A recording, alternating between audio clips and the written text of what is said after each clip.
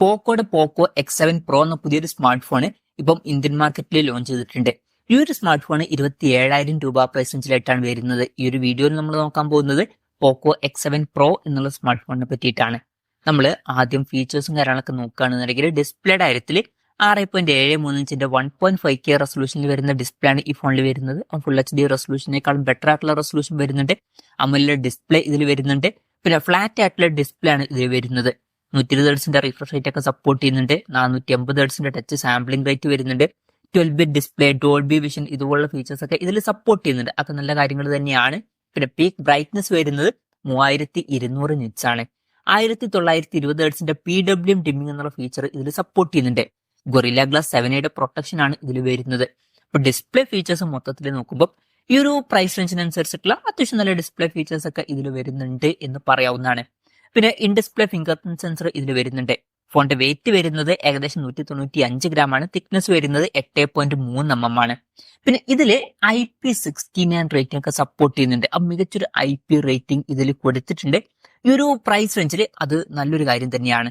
പിന്നെ ഈ ഫോണിന്റെ നെബുല ഗ്രീൻ, ഒബ്സിഡിയൻ ബ്ലാക്ക്, പോക്കോ യെല്ലോ എന്നീ കളർ വേരിയൻസ് ആണ് ഇപ്പം ഇന്ത്യൻ മാർക്കറ്റിൽ ലോഞ്ച് ചെയ്തിരിക്കുന്നത്. ഇനി പ്രോസസറിന്റെ കാര്യത്തിലോട്ട് വരികയാണെന്നുണ്ടെങ്കിൽ MediaTek Dimensity 8400 Ultra എന്നുള്ള പ്രോസസറാണ് ഈ ഫോണിൽ വരുന്നത്.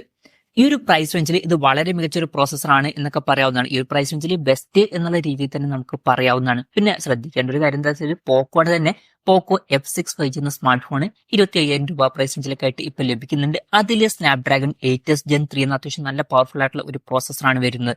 അപ്പം ആ ഒരു പ്രോസസറിന്റെ ഒക്കെ ലെവലിൽ വരുന്ന ഒരു പ്രോസസറാണ് ഇത് എന്ന് പറയാവുന്നതാണ്. ചില കാര്യങ്ങളിലൊക്കെ ആ ഒരു പ്രോസസറിനേക്കാൾ ബെറ്റർ ആയിട്ട് ഈ പ്രോസസർ പെർഫോം ചെയ്യുന്നുണ്ട് എന്നും പറയാവുന്നതാണ്. അപ്പം ആൻതൂത്ത് സ്കോർ ഒക്കെ ഈ ഒരു പ്രോസസറിലാണ് കുറച്ചും കൂടി ബെറ്റർ ആയിട്ട് വരുന്നത്. പിന്നെ സിംഗിൾ കോറിലും മൾട്ടി കോറിലൊക്കെ അങ്ങോട്ടും ഇങ്ങോട്ടൊക്കെ നിൽക്കുന്നുണ്ട്.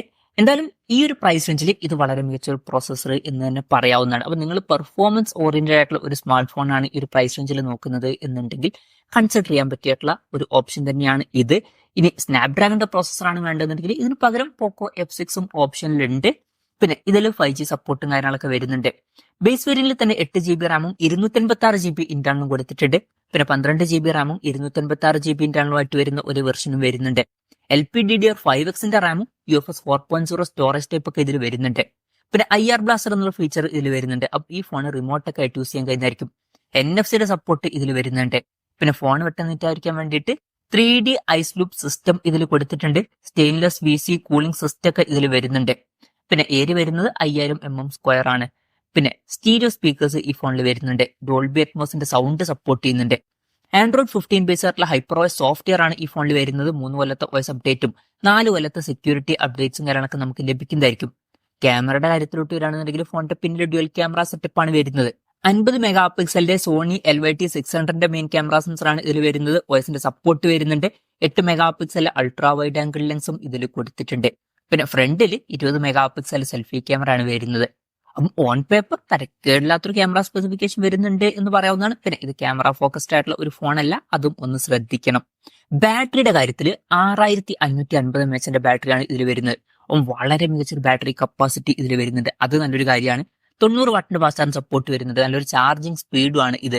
പിന്നെ Type-C ചാർജിംഗ് പോർട്ടും ഇതിൽ കൊടുത്തിട്ടുണ്ട്. അപ്പൊ നല്ലൊരു ബാറ്ററി സെറ്റപ്പ് ഇതിൽ വരുന്നുണ്ട് എന്ന് പറയാവുന്നതാണ്.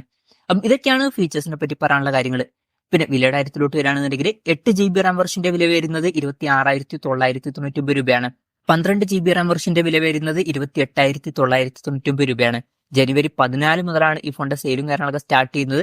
പിന്നെ ICICIയുടെ കാർഡ് യൂസ് ചെയ്യുകയാണെന്നുണ്ടെങ്കിൽ 2000 രൂപയുടെ ഓഫും കാര്യങ്ങളൊക്കെ നമുക്ക് ലഭിക്കുന്നതായിരിക്കും. എന്തായാലും ഓവറോൾ നമ്മൾ നോക്കുകയാണെന്നുണ്ടെങ്കിൽ ഈ ഒരു പ്രൈസ് റേഞ്ചിൽ ഈ ഫോണിൽ വളരെ മികച്ച ബെസ്റ്റ് ആയിട്ടുള്ള പ്രോസസ്സറും കാര്യങ്ങളൊക്കെ വരുന്നുണ്ട്.